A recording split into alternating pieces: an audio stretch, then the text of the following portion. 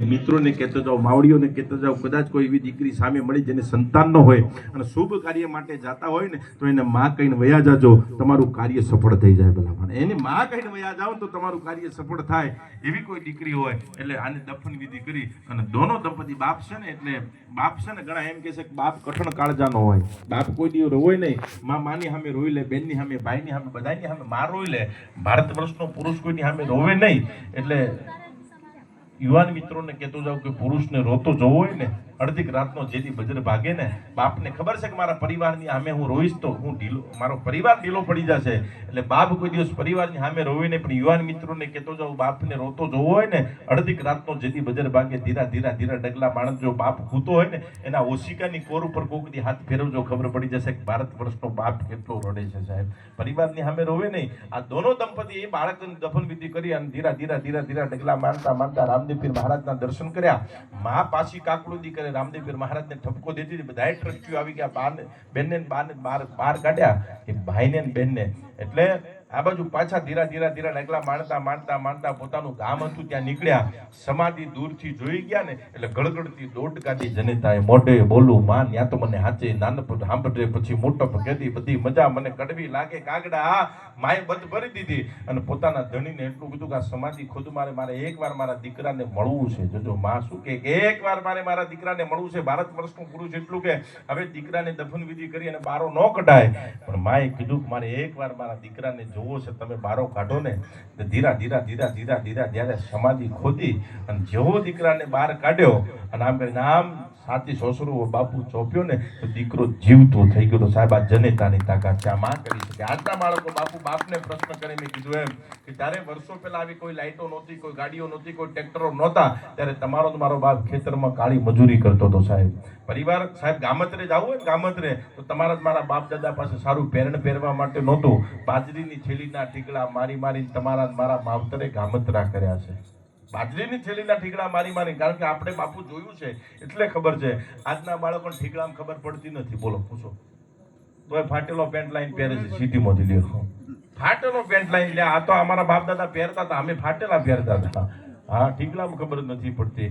સાહેબ વિચાર તો કરો તમે. આજનો બાળક પરિવારમાં બાપુ કોઈ પ્રસંગ આવી જાય ને, બાપુ કાકા પરિવારમાં સારો પ્રસંગ આવી જાય ને એટલે બધાને કપડા આવી જાય. મા બાપના કપડા નો હોય, દીકરા દીકરીના કપડા આવી જાય. બાપને પ્રશ્ન કરો, બાપુ તમારા હાથો કપડા નથી લાવવા?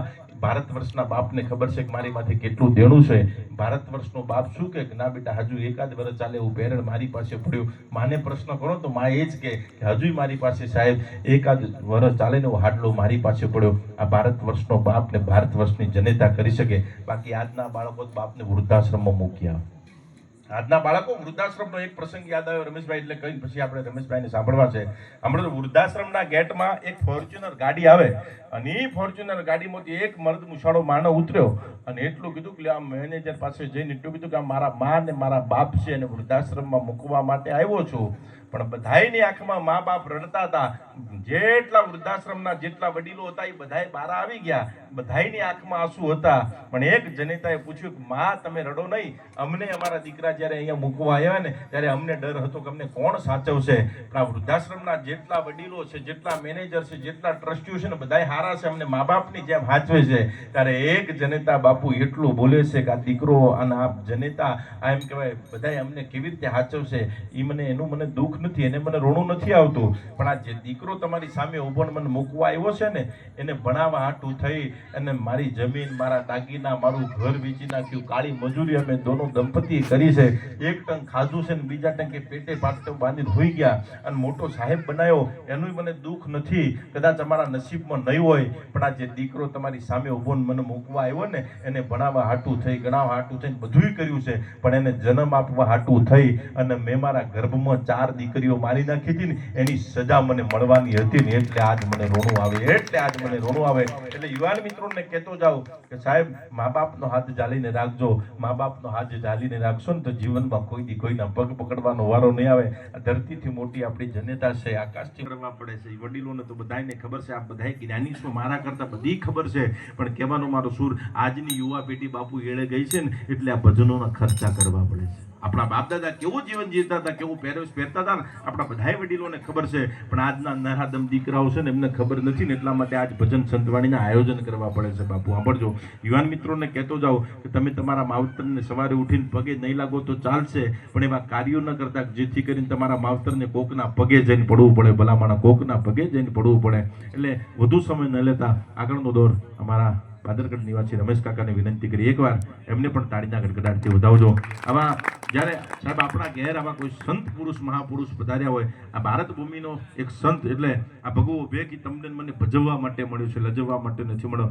મને એક પ્રસંગની બાપુ યાદી આવી ગઈ એટલે તમને કહેતો જાઉં, ભારત વર્ષનો સંતની અંદર કેટલી બધી તાકાત હોય. સાંભળજો, અમેરિકાની ધરતીમાંથી આપણા ભારત દેશનો એક સંત ધીરા ધીરા ધીરા ધીરા ધીરા ડગલા માંડતા માંડતા જેથી વયા ગયા ને, જ્યારે પહોંચ્યા આપણા એક ગુજરાતીની એક ઓપનિંગ હતું, ઓફિસનું એ ઓપનિંગ પતાવી અને બાજુમાં એક ગોરો અંગ્રેજ રહેતો હતો બાપુ, એની ઓફિસમાં બાપુ ગયા ને ત્યારે એની ઓફિસ હતી કતલખાનાની, જે ઢોર હોય ને એના કતલખાનાની ફેક્ટરી હતી. એટલે એ અંગ્રેજે એટલું કીધું કે બાપુ જોઈ લો, આ મારી ફેક્ટરી છે, આમાં જીવતું જનાવર નાખો એટલે એના ટુકડા થાય, બાજુનું મશીન છે એમાં એના હાડકા અલગ થાય, આમાં ચરબી અલગ થાય, આમાં બધું અલગ અલગ 3 મશીન બાપુ બતાવ્યા. અને ભારત વર્ષના સંત એટલું બોલ્યા હતા કે સાંભળ, કે તારી પાસે જીવતું જનાવર નાખો અને મરી જાય, પણ એવું કોઈ મશીન છે તારી પાસે કે મરેલું જનાવર નાખો જીવતું થાય, એવું કોઈ તારી પાસે મશીન ખરું?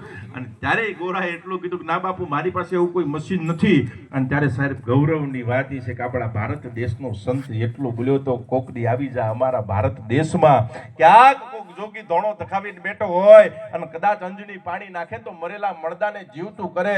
અરે આવી જા અમારા અમરેલીની અંદર સંત મૂળદાસ થઈ ગયા સાહેબ, મરેલી બિલાડીને એને સજીવન કરી હતી. ભલામણા ભારત દેશનો સંત કરી શકે, સંત મળે પરમારથી શીતલ ઝાકા અંગ તપત બુજાવે ઓરન કે ઓર દે દે અપના રંગ. એટલે કીધું છે કે આ ભારત વર્ષની અંદર આ ભગવો ભેખ તમને મને ભજવવા માટે મળ્યો છે, લજવવા માટે નથી મળ્યો. બીજી વાત, આ ભજન કરવું ને ભજન સાંભળવું ને સાહેબ એ દરેકના નસીબની વાત નથી હોતી. સાંભળજો, મારા પાસે કદાચ લાખો રૂપિયા હોય, કરોડો રૂપિયા હોય, જ્ઞાત ગંગાને લાવીને જમાડી શકે